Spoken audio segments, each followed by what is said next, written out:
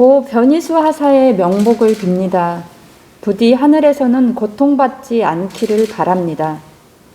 한나라의 국민이라면 누구나 군인이라는 직업을 선택할 수 있지만 국가는 고인의 성정체성에 정신질환이라는 꼬리표를 붙여 거부했습니다.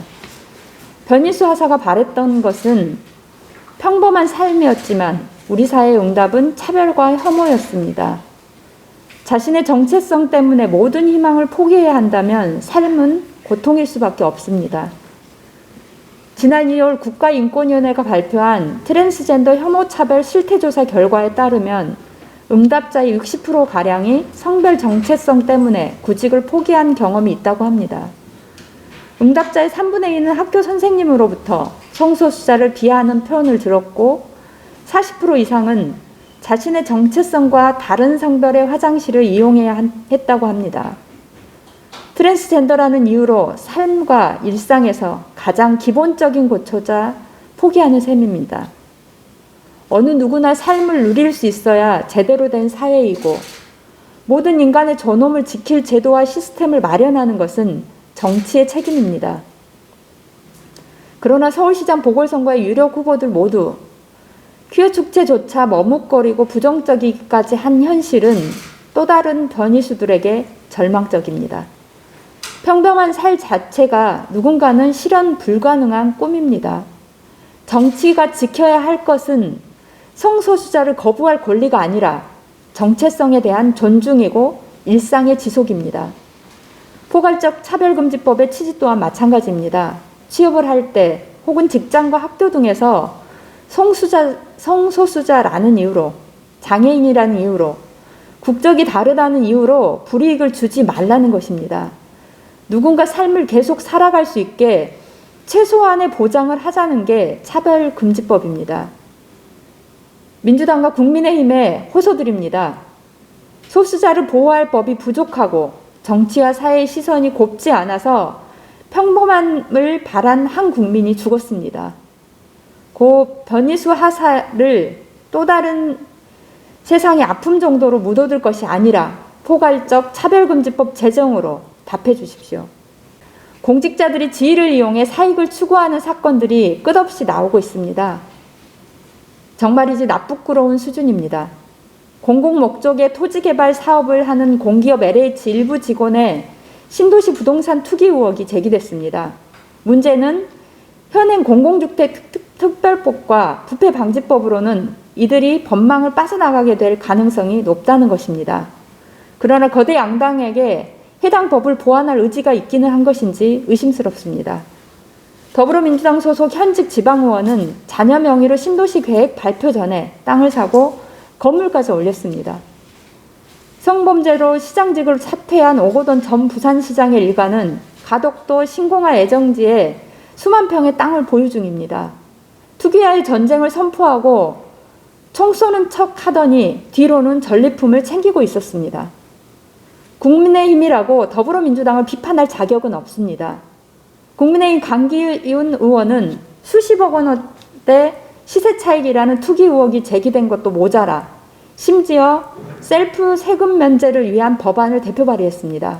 입법 권력마저 사유화하는 대담함이 경이로울 지경입니다. 이해충돌 방지법은 2013년 이후 10건이 넘는 법안이 제출됐으나 국회의 문턱을 넘지 못하고 있습니다. 거대 양당은 제 밥그릇 지키기 앞에 늘 쿵짝이 잘 맞습니다. 서로 탓하기 바쁘지만 일상은 제 얼굴에 침 뱉는 격입니다. 공적 의무도 저버린 채 사적 이익을 추구하면서 정녕 다른 직업의 직업윤리를 말할 자격이나 있습니까? 더 이상 이해충돌 방지를 공직자의 도덕성에만 내맡길 수는 없습니다. 정의당은 고위공직자 등이 1주택을 초과하여 보유하지 못하도록 하는 공직자윤리법 일부 개정안과 공직자 이해충돌 방지법 등을 발의한 바 있습니다. 더 나아가 빠른 시일 내에 공직자가 업무상 알게 된 비밀을 이용해 이득을 취하는 행위에 대한 처벌을 강화하는 법안 등 제도 개선을 추진할 예정입니다. 거대 양당은 법의 칼날이 본인들에게 향할 것이라는 의심을 지우고 싶다면 사활을 걸고 법 제정에 동참해야 할 것입니다. 떳떳하다면 법 통과를 주저할 이유가 없습니다. 이번 3월 임시국회에서는 반드시 공직자 이해충돌 방지법이 처리되기를 강력히 촉구하는 바입니다. 비대위원 배북주입니다. 김기용님의 안타까운 죽음에 이어 또다시 변희수 하사의 비보가 세상에 알려지면서 참담한 심정입니다. 두 사람은 트랜스젠더임을 당당하게 밝히고 차별과 혐오에 맞서 세상을 향해 용감하게 목소리를 내신 분들입니다. 거부와 배제가 아닌 참여와 포용의 사회에서 한 사람의 시민으로 살아가길 간절하게 바랬을 것입니다. 변희수 하사는 국방부로부터 거부당했습니다. 국방부는 단지 성소수자라는 이유로 성실하게 복무한 한 트랜스젠더 군인을 공동체에서 추방한 것입니다. 다시 돌아가기 위해 육군본부에 인사소청을 냈지만 기각되었고 법원에 전역 처분 취소 청구 소송을 제기했습니다. 언제 다시 돌아갈 수 있을지 아득했지만 살아내기 위한 힘겨운 투쟁을 해오고 있었습니다.